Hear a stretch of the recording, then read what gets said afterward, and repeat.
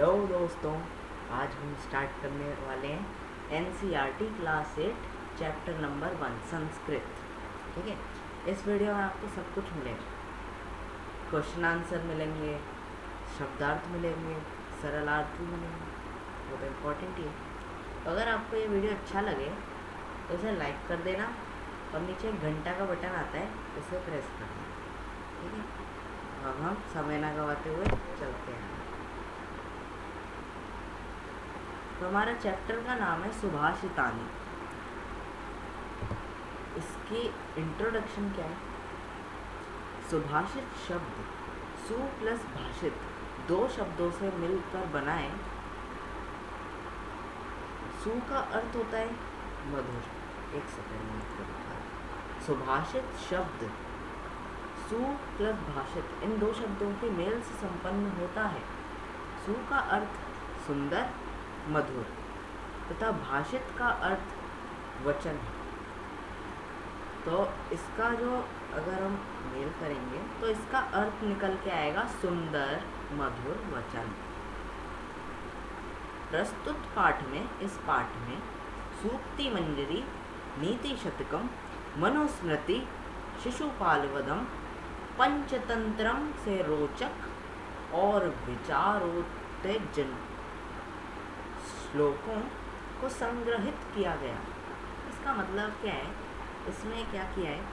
सूक्ति मंजरी, नीति शतकम, मनुस्मृत, शिशुपालवद, पंचतंत्र इन सभी से इस पाठ में रोचक और विचारोत्तेजनक श्लोकों को ले लिया गया। बस इतनी सी बात है।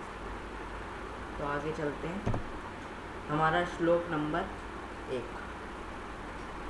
गुणा गुणज्ञेषु गुणा भवन्ति ते निर्गुणं प्राप्य भवन्ति दोषाः सुस्वादुतोयः प्रभवन्ति नद्यः समुद्रमासाद्य भवन्त्यपेयः।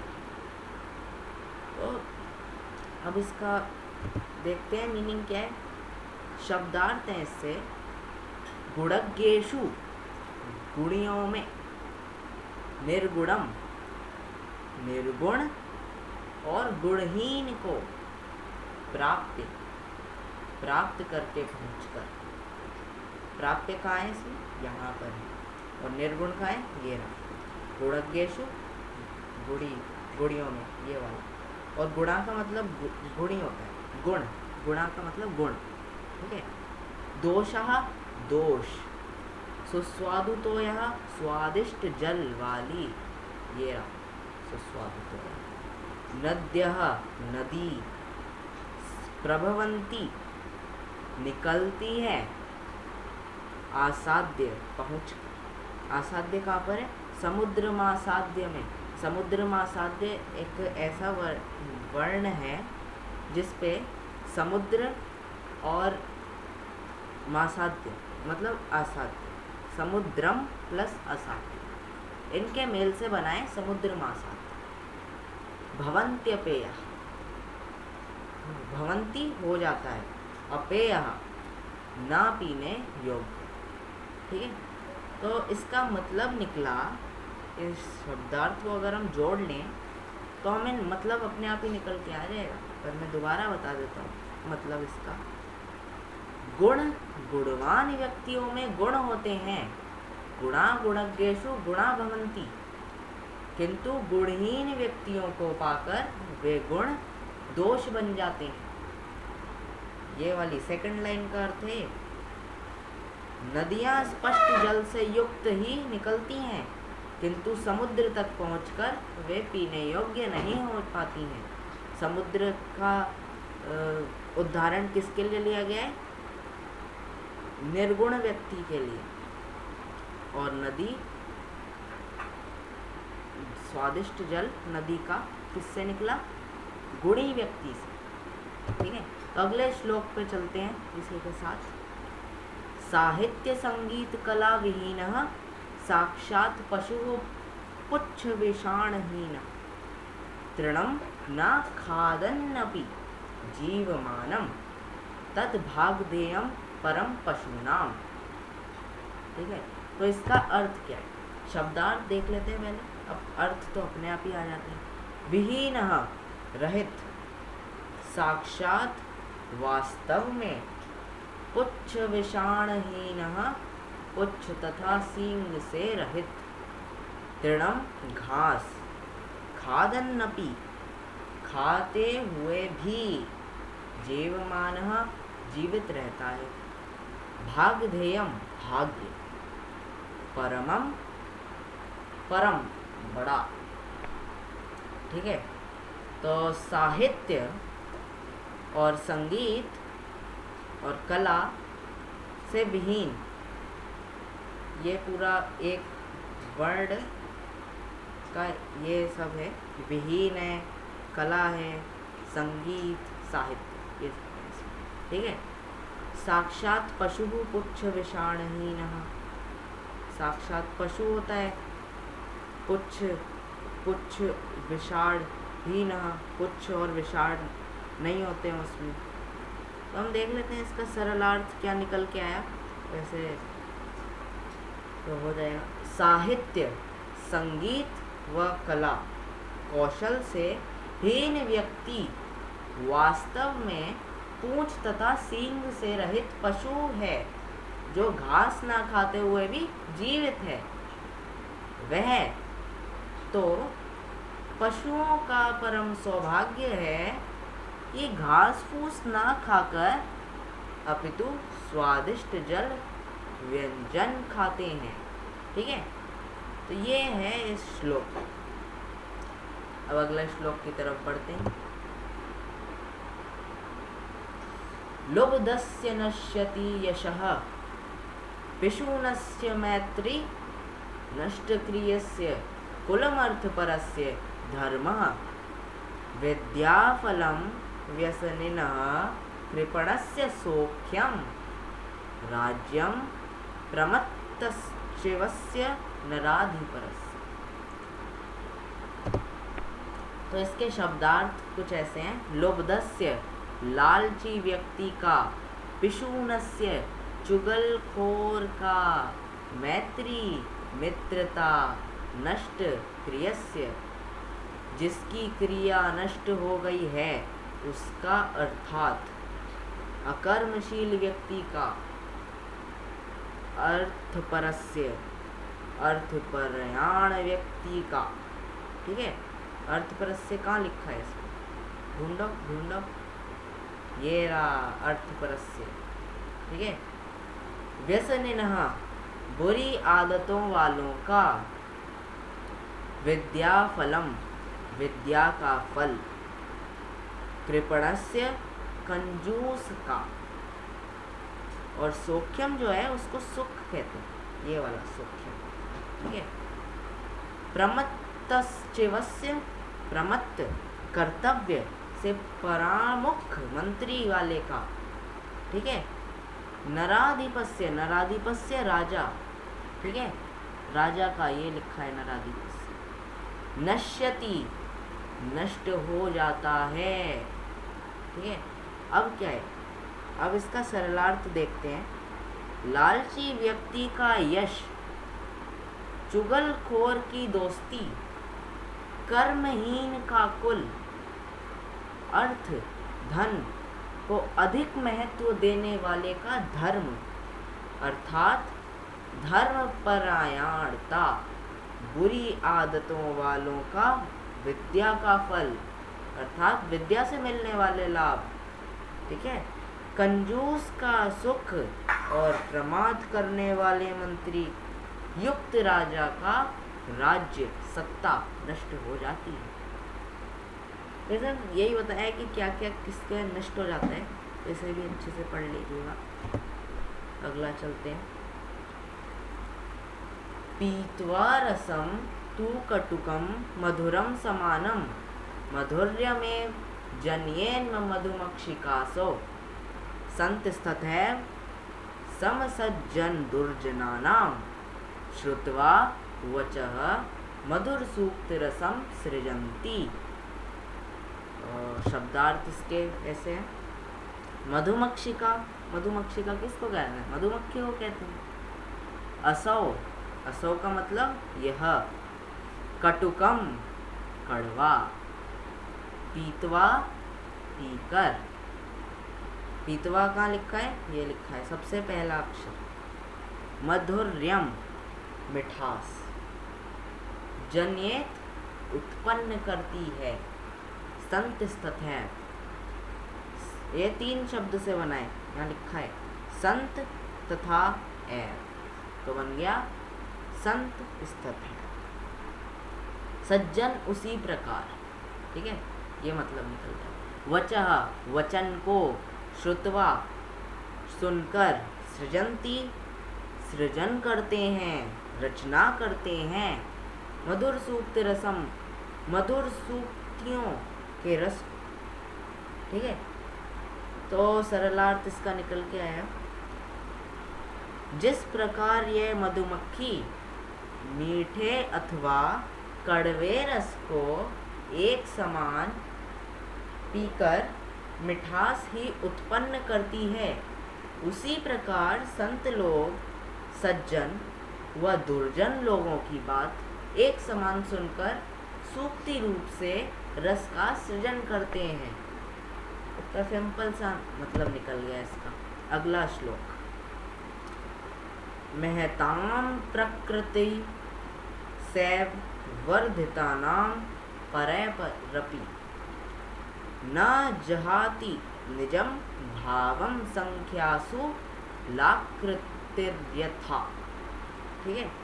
अब इसके शब्दार्थ, महताम बड़े लोगों का, प्रकृति स्वभाव, सैव ये भी 2 शब्दों से बना है, सा प्लस ए, वैसे ही इसका मतलब है, कहाँ है सैव, ये रहा तीसरा अक्षर, वर्धितानाम बढ़ाए जाने पर, प्रशंसित होने पर, परैरपि परै प्लस अपि दूसरों के द्वारा भी, मतलब है उसका, निज निजम भावम, क्या है इसमें, अपना स्वभाव, जहाती छोड़ता है, त्याग करता है, संख्यासु संख्याओं में, लाकृति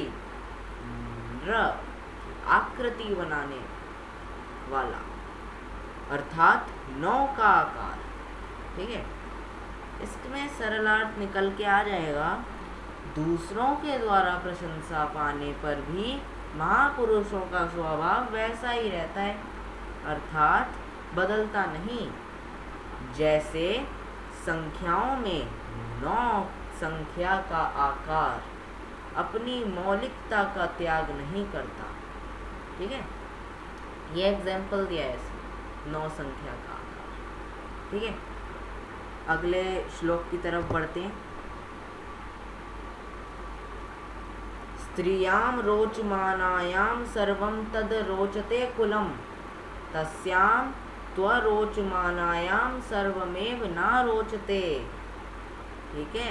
अगला शब्दार्थ देखें तो, स्त्रियम स्त्री पर, रोचमानायाम अच्छी लगने पर, प्रसन्न होने, सम्मानित होने पर, रोचते अच्छा लगता है, प्रसन्न होता है, रोचते।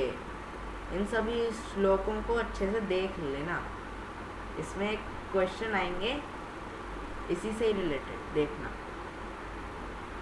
अरोचमानायाम ना प्रसन्न होने पर, तस्याम क्या मतलब है इसका, उस पर, ये रहा तस्याम, ठीक है। और इसका सरलार्थ निकल के आ गया फिर आपके पास, परिवार में स्त्री के प्रसन्न रहने पर वह सारा परिवार प्रसन्न रहता है, उसके अप्रसन्न रहने अथवा अच्छा ना लगने पर कुछ भी नहीं अच्छा लगता, ठीक है। ये इसका मतलब है। अब हमारे पास आ गया है शब्दार्थ, जो बुक के शब्दार्थ हैं। श्लोक से रिलेटेड शब्दार्थ तो वो थे, अब जो बुक से रिलेटेड शब्दार्थ हैं वो ये हैं। गुड़ज्ञेषु गुड़ियों में, सुस्वादुतो यह स्वादिष्ट जल, प्रभवंती निकलती है, उत्पन्न होती है, समुद्र मासाद्य समुद्र में मिलकर पहुंचकर, भवन्त्यपेयः ये सब उनके वो बता रहे हैं किस किस वर्ड से बने हैं ये। भवंती प्लस अपेया भवन्त्यपेया, समुद्रम प्लस असाध्य समुद्रमासाध्य, खादन प्लस अपि खादन अपि, नर प्लस अधिपस्य नराधिपस्य। इससे रिलेटेड भी क्वेश्चन आते हैं। विषाणहीन सींग के बिना, खादन अपि खाते हुए भी, जीवमानः जिंदा रहता हुआ, विषुणस्य चुगलखोरी करने वाला, व्यसनिनः बुरी लत वालों की, नराधिपस्य राजा का ही के। ठीक है, तो अब हमारे पास आ गया जनयेन मधुमक्षिकासो, यह मधुमक्खी पैदा करती है, निर्माण करती है, संत स्थित है, वैसे ही सज्जन सृजंती निर्माण करते हैं। ठीक है, ये सब भी यही बता रहे हैं वर्ण कैसे बने, मतलब ये शब्द कैसे बनाए। जनियेत प्लस मधुमक्षिका प्लस असो, तो बन गया जन्येन मधुमक्षिकासो। ठीक है, संत स्थित है, संतः प्लस तथा प्लस एव, संत स्थित है। ठीक है, अब सृजंती निर्माण करते हैं, प्रकृति स्वभाव आदत, वर्धितानाम बढ़ाए गए प्रशंसित, परय परी परय प्लस अपि दूसरों से भी परायों से भी छोड़ता, परायों से भी जहाती छोड़ता है, लाकृतेर यथा ये भी 3 शब्दों से बना, र आकृति प्लस यथा, जिसका मतलब है जैसे नौ का आकार सो, रोचमानायाम अच्छी लगने पर। यहाँ पे हमारे किताब के जितने भी शब्दार्थ थे वो सब खत्म। अब चलते हैं हम प्रश्नोत्तर पे, अभ्यास पे। तो पहला प्रश्न तो हमने कर ही लिया है। ठीक है, पाठे दत्तानाम पद्यानाम सस्वर वाचनम कुरुता, इसमें यही बताया है कि हमें उसका सस्वर वाचन मतलब हमें उसको स्वर में गाना है, श्लोकों को पढ़ना है। ठीक है, दूसरे प्रश्न पे चलते हैं। श्लोकांशेषु रिक्त स्थानानि पूर्यत। ठीक है, अब समुद्र मासाध्य, मैंने कहा था श्लोक पढ़ने के टाइम पे कि आएगा क्वेश्चन। अब देखो समुद्र मासाध्य, इसके बाद कैसे लिखोगे, बनाना नहीं है इसमें। अभी हमारे पास 8th क्लास में बनाने का नहीं आया, अभी हमें श्लोक के ढंग से देखने। अभी दिखाता हूँ। अभी ये पहला वाला था, उस श्लोक को देखते हैं। ये देखो, ये वाला नहीं, इससे भी और पीछे थोड़ा है, ये आ गया। समुद्र मासाद्य भवन्ते पे, देखो समुद्र मासाद्य लिखा है, उसका अगला वर्ड है भवन्ते पेया, तो मतलब यही आएगा उसमें। ऐसा ही होता है, 6th से चलता आ रहा है, अभी भी हो रहा है। ठीक है, तो इसका आंसर क्या होगा, समुद्र मासाद्य भवन्त्यपेयः। ये आ गया, समुद्र मासाद्य भवन्त्यपेयः। अब डैश वचः मधुर सूक्त रसम सृजंती, अब क्या होगा, अब आपका इसमें देख लो, ये वाला मैं 2 ही दिखाऊंगा, नहीं तो बहुत टाइम लग जाएगा ऐसे दिखाते दिखाते। देखो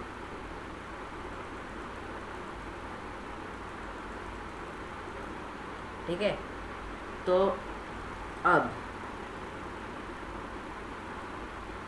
इसके उत्तर देख लेते हैं। ये रहे उत्तर, ये देखो, श्रुत्वा वचः मधुर सूक्त रसम सृजन्ति। ठीक है, और देख लेना श्लोकों में सब सेम ही निकलेंगे। तद भाग ध्येयम परम पशूनां विद्याफलम व्यसनिनः कृपणस्य सूक्ष्म स्त्रियाम आदावैव। ठीक है, आदावैव इसका आंसर है। अब आगे चलते हैं। अगला क्वेश्चन है, प्रश्नानाम उत्तराणि एक पदेन लिखत। व्यसनिनः किम नश्यति। व्यसनिन क्या नष्ट करता है, क्या नष्ट करता है, सोचो। कस्य यशः नश्यति। यशः किसको नष्ट करता है। मधुमक्षिका किम जनयति। मधुमक्खी किसका निर्माण करती है। मधुर सूक्त रस के सृजंती। मधुर वाणी कौन सृजंती, कौन करता है। मधुर वाणी कौन बोलता है। अर्तिनः केभ्यः विमुखा नायांति। तो इसके आंसर्स कुछ इस प्रकार। व्यसनिना किम नश्यति। विद्याफलम। कस्य यशः नश्यति। लोब्धस्य। मधुमक्षिका किम जनयति। मधुर्यम। मधुर सूक्तम। मधुर सूक्त रसम के सृजन्ति संता। अर्थिनः केभ्यः विमुखा नायांति महीरुहेभ्यः। अगले क्वेश्चन पे चलते हैं। अब इसमें क्या करना है। आधोलिखित तद्भव शब्द नाम कृते पाठात चित्वा संस्कृत पदानि लिखत।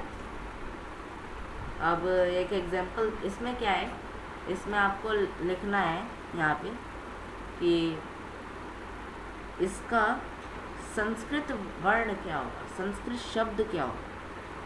ठीक है, कंजूस का क्या हो गया, कंजूस का कृपणा हो गया, इसमें दे दिया है आपके लिए। ठीक है, अब कड़वे का क्या होगा, कड़वे का। पूछ का क्या होगा, लोभी का क्या होगा, मधुमक्खी का क्या होगा, तिनके का क्या होगा। ठीक है, तो संस्कृत के वर्ड जो है ना वो थोड़े से ही डिफरेंशिएट हैं हिंदी से। ठीक है, कड़वा का पहले आ रहा है, कटुकम, कड़वा कटुकम। पूछ पुच्छम, पू पहले आ रहा है। ठीक है, लोभी लोभदः, मधुमक्खी मधुमक्षिका, तिनका तृणम। सब बोलोगे प्रोनाउंसिएशन में सब सेम ही लगता है। ठीक है, तो अब हम अगले क्वेश्चन पे चलते हैं। आधोलिखितेषु वाक्येषु कर्तृपदं क्रियापदं च चित्वा लिखत।